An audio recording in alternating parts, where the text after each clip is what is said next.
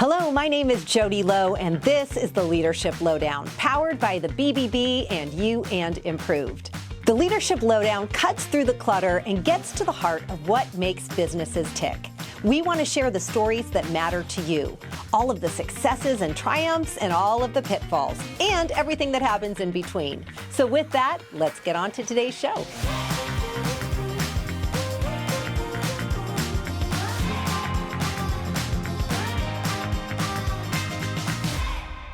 Welcome. I am so happy to have Susan Anable with us. And you are the Phoenix Market Vice President, if I got that correct. With Cox Communications. Is that right? Yes, I'm so glad to be here today. I am so happy to have you here. And 24 years with Cox. Boy. That is quite a while. And we were just talking before we started today that you were from Wyoming originally, came here to be a Sun Devil, which I love. Right. Yeah. Works up. Yep. Wonderful. And so tell us a little bit about yourself. You've been obviously at Cox for quite a while. You have an amazing credentials and background and all the things that you've done. So tell us a little bit about you and how you got to where you are. Well, thank you, Jodi. I appreciate you having me. Absolutely. And delighted to be here. And yes, I've been very blessed. Mm-hmm. I came to Arizona back in 1989, long time ago, but to go to ASU and had, like everybody, ideals about where I thought I was going with my career and thought for sure, going to the Cronkite School at ASU, I was destined to be, the next Diane Sawyer or whatever. But you could pull off Diane Sawyer very well. You've got the look and the voice. You would have been incredible in that role. However,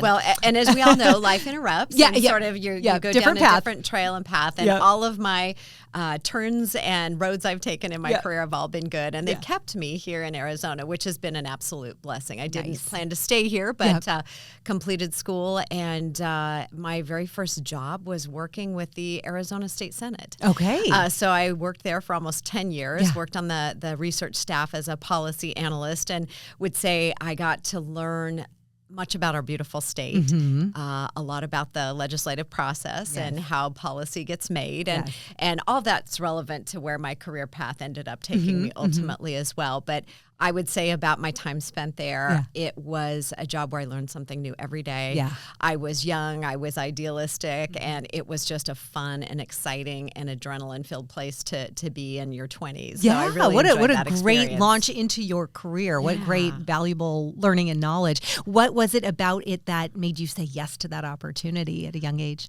I think I'd always been curious about how laws got made and how policy was driven. And so that curiosity, I think, is what spurred me to take that opportunity my senior year at ASU when I got this lovely letter from the legislature saying, we'd like you to apply for this internship program. Fantastic. And that was how I ended up down there, and then again stayed for almost 10 years. That's really great people. I know politicians tend to get a bad rap and a negative reputation, but it's sometimes the ones that get the most media attention that kind of define the profile of that group of people. But they're hardworking people giving up their time to help, make our state and our local governments and our country a better place. So all that said, it was a great experience and really helped prepare me for the next phase of my career, which was, of course, going to Cox Communications. So that happened after my 10 years at the Senate, and ended up doing local government relations for Cox in my first role there. Okay.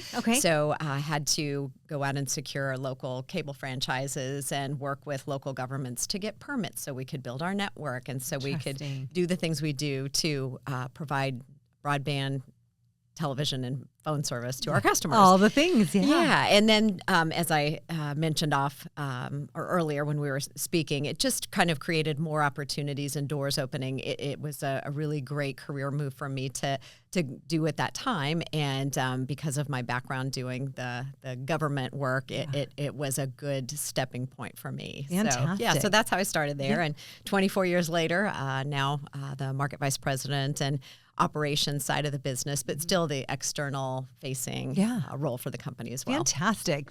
Well, lucky to have you all these years.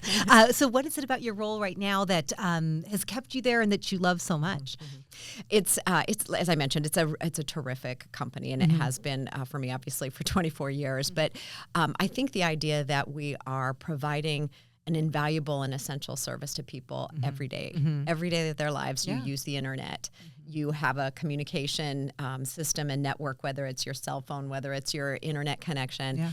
And I think during COVID, we certainly learned how critically important that connection is. It's not a nice to have, it's a need to have. Yeah. So I think the gratification of providing and helping ensure that service and that connectivity for our customers is what has kept me going all these years, and great culture and a great company. Yes, for sure. Great people and a great organization. For you, in the roles that you have had within the company and seeing that growth trajectory, what has it been like with just the speed at which there's so much change and it is so quick? How has that been for you in the roles that you've served in? Well, I think back to my previous career in the legislature before I came to Cox was that pace, that adrenaline, that high change, that something new every day was something that kind of fuels me. And so that environment with high tech and the change of technology has fit beautifully with my, my needs and how I like to work. So I love the dynamic change and the pace,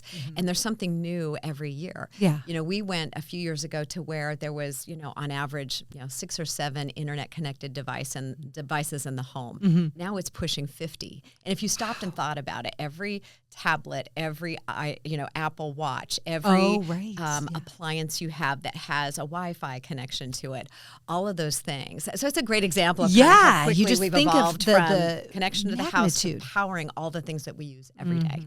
Unbelievable. Wow. I hadn't really thought about that, but that really is, that's just unbelievable expansion of use. So, wow. So in your role, do you manage a large team then? Is that kind of the aptitude or space you're in? Yeah, so in my role over the Phoenix market, so it is our largest market for the company. As you might imagine, it's a very significant market, and so we have a lot of operations. We have our network technicians out there serving our customers. We have construction teams building and expanding the network and maintaining it. We've got sales organization. We have care centers also. And so it's just ensuring that the operation is running flawlessly from top to bottom, and making sure that Cox's presence in the community is appropriate, that it's felt, that it's more than just we're a company doing business here. Our employees live here. We're providing a service that's essential here. And so making sure that the image and reputation of the company in the community is strong and appropriate. And that's in alignment with the company and its absolutely. values. Sure. Absolutely. And for you too, with that and just knowing that obviously the reach and the visibility, I know that you're very involved in the community and you have been for years and years. What is that to you, and why does that drive you so much? Because I know that you can choose to be as involved as your role is, and you can be above and beyond that. And I know that that's a big piece for you from everything that I've learned and read over the. No, and I guess I have a strong filter towards, if you're going to be part of the community and you're a business and you're doing business in the community, you have an obligation to understand and be part of that community. Otherwise, it's just this very transactional thing. You come in, you build your widget, you provide your service, you take your profit, and that's your relationship. But I think this notion that we're more than just, a provider in the community, and that businesses do have an obligation to be part of the community, support the community. So I think, that's translated into me having the opportunity to be in roles serving on nonprofit boards, serving on chamber boards, and being involved in the community in a way that I believe all businesses should be. It's to understand the community you're doing business in, and to know how to operate effectively in that community, you really have to understand the community. And that means going a little deeper, and that means being part of it and giving back. Yeah. Are there pieces of in that community give back that have been the most meaningful for you? No, that's a great question. I've had so many great opportunities over the years. And I think, in the realm of sort of the chambers of commerce, the coming up with good policy that helps make for a better state. To a company and to a person, everything's sort of personal when it comes to dealing with government, but it's very gratifying to see that these organizations help drive the kind of policy that make Arizona to be the kind of place people want to live, work, and play. So that's super gratifying. On the more traditional nonprofit side, it's just, again, being part of something that's bigger than just the transaction of, running a business and being in the community. I was lucky enough to serve on the Phoenix Suns Charity Board years ago, and we had a scholarship program there. And the opportunity to help these young people take that next step in their education. And they might be kids that might not have had an opportunity, but they had the smarts, they had the drive, they had the motivation. They just needed a little extra support and love to get there, right? Yeah. So doing things like that and knowing that the little tangible things that can be done to help improve the community and the people in the community and make their lives better, it's good for everyone. Yeah. Right? It's a win-win across the board, Absolutely. 100%. Yeah. When you look back at your career and your growth, not only within Cox, but just even from your college days and forward, were there certain mentors or folks that were really pivotal and that guided you along the way, or were you sort of figuring it out a lot on your own, or what did that look like for you? Well, I think it's both. Yeah. I think there's always in everybody's career journey, there's the stuff you just kind of figure out and you Right. learn through experience, right? Good and bad. And Yep, I had yep. plenty of Fall both, down, brush for yourself sure. off. Absolutely. Yep. My best learnings came from mistakes and things I didn't do well. Yeah. But I think I was also fortunate to have wonderful mentors in my life, both formal and informal. And watching the behaviors and the way people operated to be effective and to be respected and to be, good at what they do. And I would say the things that really motivated me was people who operated with a level of humility about themselves, that they felt so much more authentic and trustworthy to me in terms of the people I wanted to model, my behaviors after and how I wanted to be and come across as a leader. Yeah. And so, people that could admit a mistake and to do something in the aftermath that was acknowledged the mistake and created something better as a result, right? Yeah. So I think there's so few of those examples, sadly, in our society today of people who are willing to own that and say, look, we really messed this up, or I really made a poor decision here, but here's how I'm going to correct it, and here's how we're moving forward. Yeah. I think that's where real growth and learning happens. So people I've worked with, leaders I've had at Cox Communications who've been tremendous in terms of helping me hopefully aspire to be more like that. Yes. And then people in the community and some elected officials that are, people that I admire and respect who operate with, the highest of standards and integrity. Yeah. Those are the people that I would probably consider my most important mentors in my career. Yeah. And I'm sure now in the role that you serve and with so many people in your charge, you now get to be that mentor for others. So what is that like in your role today? That's the chance to pay it forward, to take all the things I learned in my career, good and bad, and help people along the way. And what I've found is that the younger generation of employees and workers coming up, they're eager and hungry for it.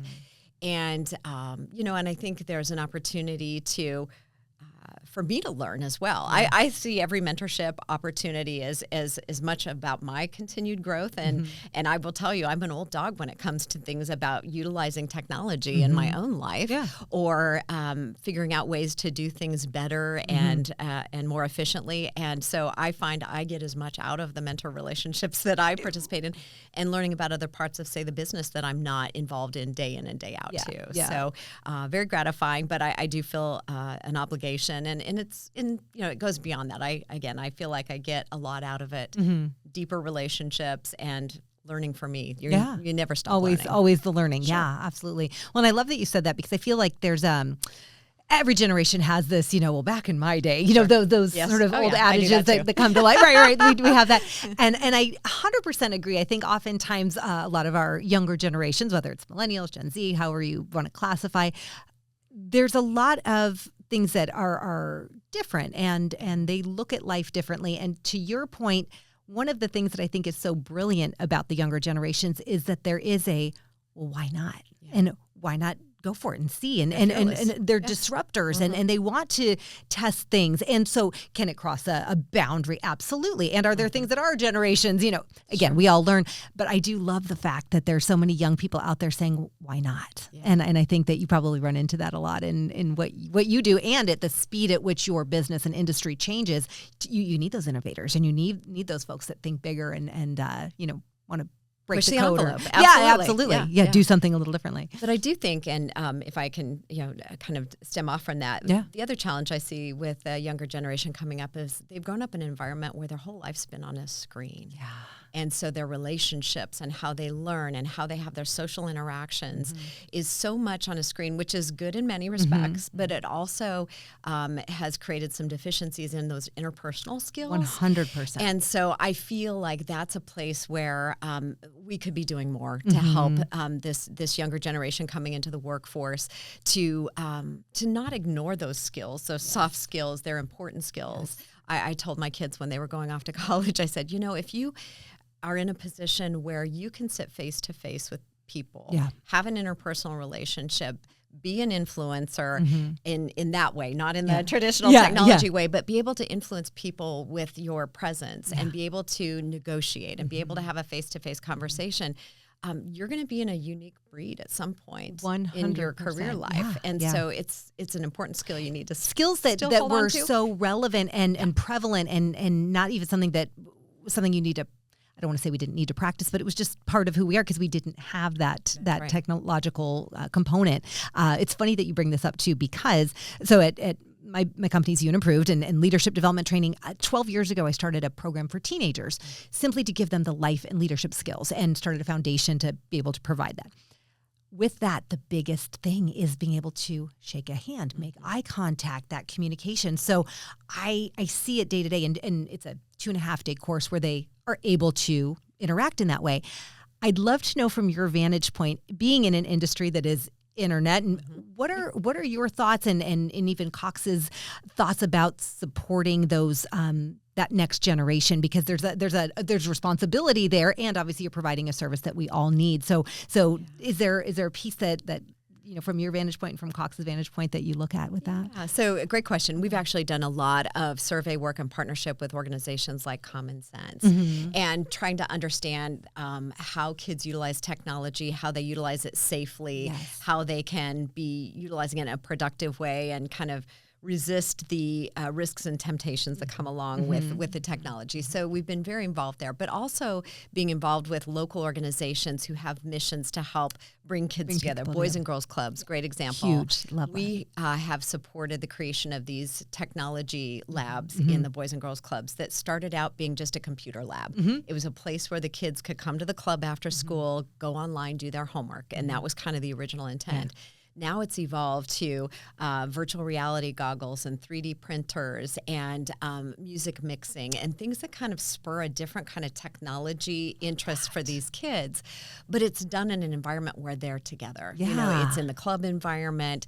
And so, we have partners in the community that do all the amazing on the ground stuff. We try to support that, and make sure that we are powering the technology, but working with partners that help utilize the technology to see opportunity and STEM careers and things that could, create a spark in a kid. Spark and some imagination of what they can do with these amazing tools, as opposed to being sucked into something that isn't beneficial. So I love that. I love that turning it that way. Wonderful, wonderful. So where do you see the kind of the future for you and your growth as a leader in the organization? Because you do so much wonderful work already. But what are the things that you love to kind of keep your hands in your role? Thank you. I because of my background, I obviously still love doing. We have media production aspects of what we do in the business. I love all of that. So, and I really have to challenge myself to try to embrace new technology. Tools. I'm always trying. New tools. Here we go. Try this one out. So, ChatGPT, thank you very much. Figuring that all out. But I think I'm at a place in my career where I feel like I want to help the next generation coming up, and the pay it forward mentality, the helping develop people. I have a leadership council at the company, which is our top directors in the operation that I spend a lot of time with in their professional development and all of that. So there's a lot of gratification that comes along with helping and, feeling comfortable in the role I'm in, but also making sure that I'm helping develop those next leaders in our company. So that's a big focus of what I'm doing now. Yeah, and so gratifying when you're able to do that. And you realize, obviously, all that you've learned and you can not only pass on, but also just help develop all those skills within them for them to shine in their own way. So absolutely. Love that. Well, I shared with you a little bit before we started today. I have some fun questions to ask, allowing just our viewers and listeners to learn a little bit more about who Susan is and some fun things. So with that, what is your favorite word? Faith. That's a great one. That's a great The one. alternative is fear. So faith is my favorite. Faith is it. And what a wonderful word for so many reasons and so much application, professionally, personally, all the things. Is there a least favorite word for you?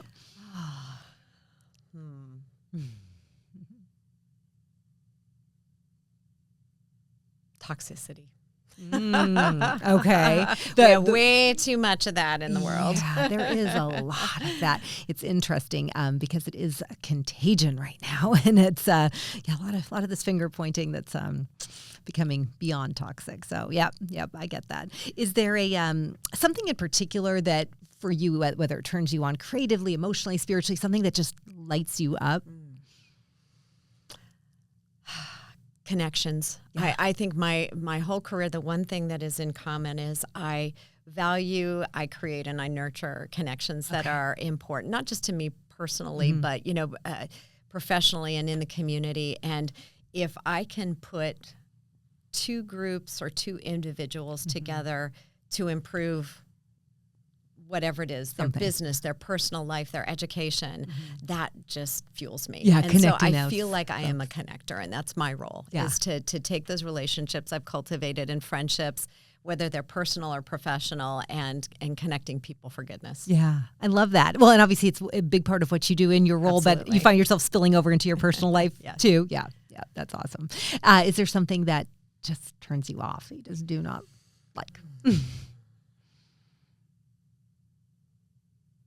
I think, and I talked about it a little bit earlier, people that don't own their experience and their actions. And I have such a strong, magnet towards being real, being authentic, and being accountable. And it kills me when people don't take accountability. That really, that would be my pet peeve. Yeah, no, I'm with you on that. And actually, I'd love to know, because I think this would be so valuable for our viewers too. How do you, as such a massive leader within your organization and the community, how do you deal with that in your own organization when there are those moments where someone isn't owning up to something that they need to take accountability or responsibility or ownership for? Yeah, I think at the end of the day, it's really up to people as an individual to own what they've done. But I do see that it is a limiting factor in people's career opportunities and their leadership journey, because people trust people who are, I don't want to say flawed, but people who are human and they make mistakes. And seeing people that they want to emulate or they look up to and respect, who are not perfect, who make mistakes, who can actually grow from and come out better on the other end, I think is an inspiration. And so I think it's career limiting for people, and to not own their own their actions and what happens as a result. And so I think it all comes back around to people as they're trying to grow in their career opportunities, and you create a reputation for yourself. So I think, and this is just Susan Anable, my personal opinion, but people who step up and own and are accountable for what they do and grow and learn from it, those are the kind of people I want to hire. They're the kind of people I want to work with, and they're the kind of people I think are going to be the next effective leaders in our company and in our country too. Yeah. And actually, so I'm totally going off of these questions because now you've got my mind going on so many other things, but so valuable. When, just in the role that you serve, when you look at bringing on new amazing talent and obviously new generations, new ways of doing things, obviously technology, all the components that go into that, how much do you feel are those people skills, though? How much do you look for that versus the technical skills, or is it a hybrid? What is it that you really look for? I think those soft skills and that culture fit are maybe more important for everybody out there that has the technical expertise and the experience to do a job. There's a million people out there. Yeah. The people that have an emotional IQ to be able to problem solve, to fit in, the people who have a good, strong culture fit with your company, the people who can manage themselves and operate within a team environment. Those are the skills. I'll give you an example. If I am looking to fill a role and I see somebody who was a high school or college athlete, that's a big thumbs up for me Yeah. of the skills and the behaviors that they've had to learn, from discipline to teamwork to self-management to struggle.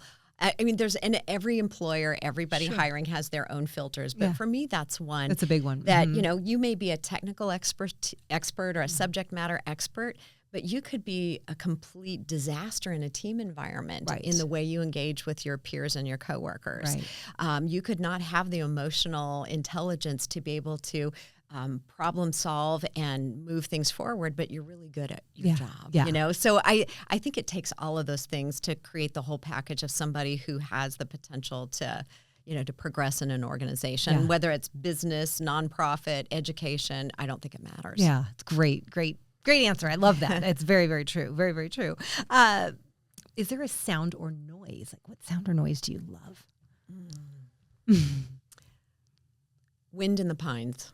Absolutely. Oh, I love that. I love that. So is that your happy place? Balm is being, for my soul. Yes. Yes. Balm for my Balm soul. for my soul. I like Yes. it. I like it. Do you have a certain spot, a certain area, or Arizona, or outside of? We're fortunate enough to have a little rustic cabin up near Greer. Spend a lot of time there. Nice. I grew up in a small rural community. My husband did as well. And so that's kind of our zen.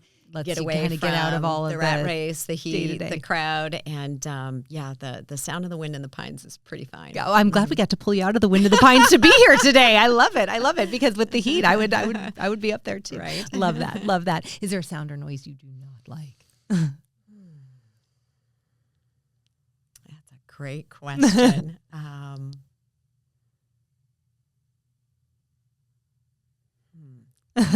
I had not thought about that. A sound that I don't like.